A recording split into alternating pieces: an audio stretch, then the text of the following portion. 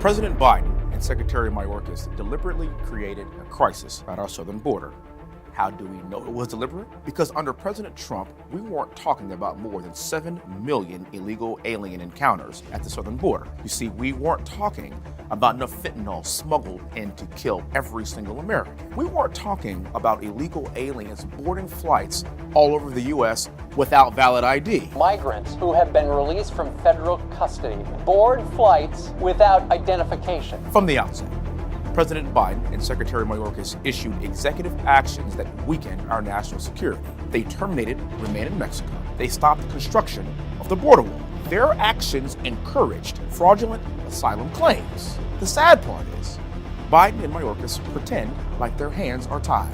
They act like it's an unfortunate circumstance that they are, quote, working hard to fix in my home state of Texas.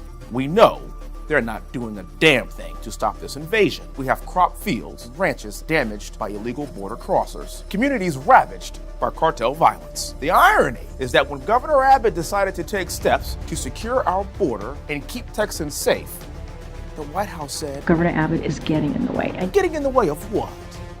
The worst border crisis in our nation's history? Crime, fentanyl, and harm to our local communities? The good news is, unlike the White House, Judiciary Republicans have a solution.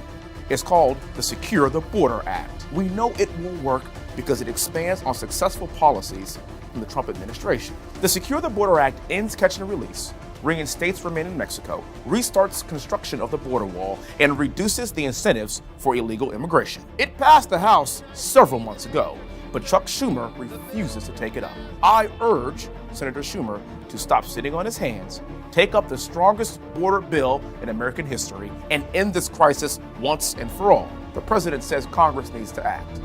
Well, sir, we have. And now is the time for the Senate to act and for Joe Biden to protect our country.